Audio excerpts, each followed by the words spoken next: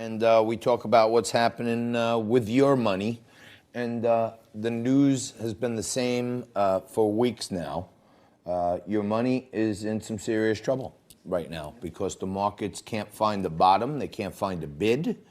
I mentioned to you 3 weeks ago at 25,000 that a close under 25 on a Friday could bring us to 22. The next spot that it could level out was 18. And as we come into this segment right now, Dow at 18,779. And I have to tell you, a veteran of Wall Street for over 30 years, my background is in short selling, so I look at downtrends.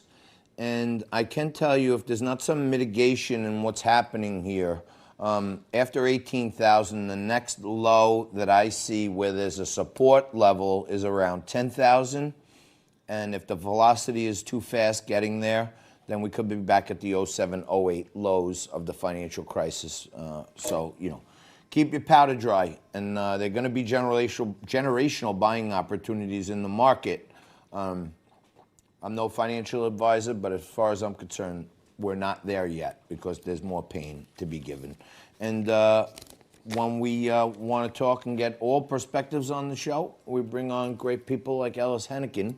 We bring on the money guests on Money Monday. Ellis is a best-selling author, columnist. Also, you probably know him. He's a TV pundit, but also wrote the book Still Standing with Governor Larry Hogan. Ellis, thanks for joining us today. Really appreciate it. I'm sorry, I got no powder. I barely have a nickel. I'd love to invest, but it's all shrinking by the minute, right? Yeah, I mean, people are looking. I thought you meant your makeup because I don't even have a makeup lady these days. So I thought you meant that kind of powder. But yeah, I'm with you. Yeah, no, it's not looking good. Absolutely scary out there with all this stuff that's happening. And we're just talking about like the politicization of some of this stuff. I mean, I know no one's perfect, but what are your thoughts on people being a little more united instead of keep dividing?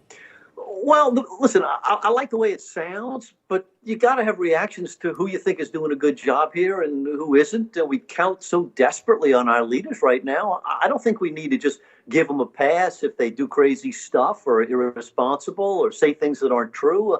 I think it's up to all of us to try and lay the truth out there as frankly and plainly and reliably as we can. So no, I'm not going to be quiet.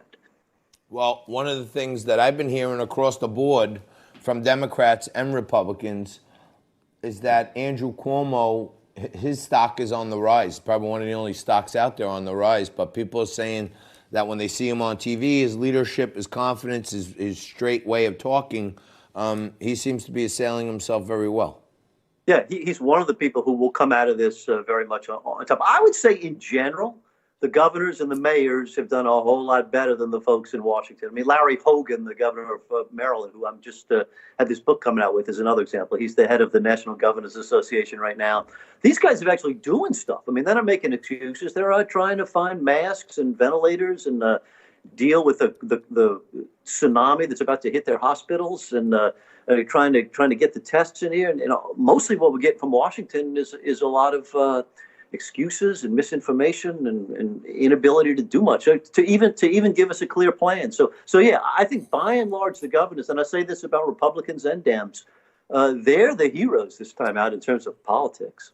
Yeah, I think it's like a decentralization thing, right? They don't all have one domain to cover for like they do in Washington. All these guys got to really fight for their own state, and I think it's probably a good thing for everybody that the people that are out there fighting for them, the ones that they represent individually, not as a federal nation. Ellis, I guess the president made some comments yesterday about Mitt Romney. Mitt Romney's been infected, and now also we hear that Rand Paul has been infected.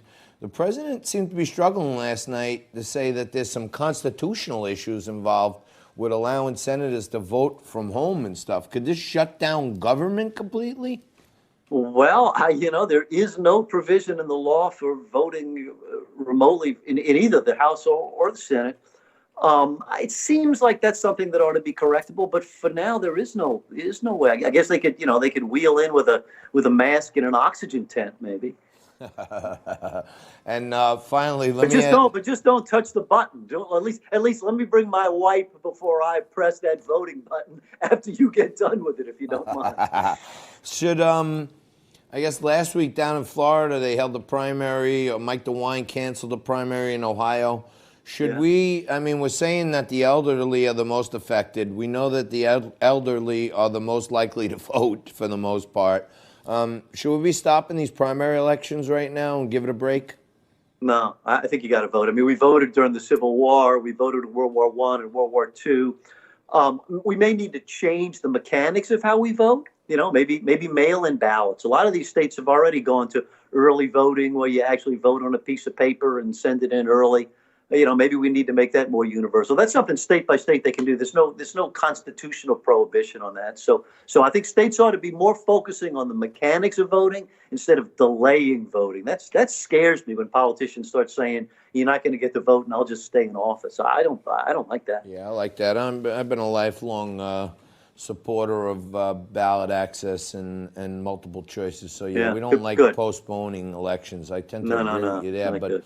it is a weird dichotomy because you got a lot of old people going to the polls, and you know you got a lot of older people working in the polls. So it's kind of centralizing something that we want to try to decentralize right now. So No, you're right. The average age of the poll watchers in my neighborhood is about 117. that's what I'm saying. I don't know how it is on your block. But, Same around, same around here in New York, but they're usually older Yeah. folk who Yeah. want a day out, and they're great people and great servants to the community. Cool. But you know, it could be scary. Ellis, on a tough time, thanks for skyping in with us. We really Yeah, appreciate yeah. it. We got to have Hang you in there, again man. soon. You're the man. Thank Stay you very safe. much. Goodbye. Yeah. Bye-bye. Same to you. Thank you for being there, but don't go anywhere. We're going to take a quick break. We're going to come back right after this with Alex Epstein and talk about, he's a New York Times bestseller of The Moral Case for Fossil Fuels, which that headline may trick you. If you want to know more, stay right there. We'll be back after this.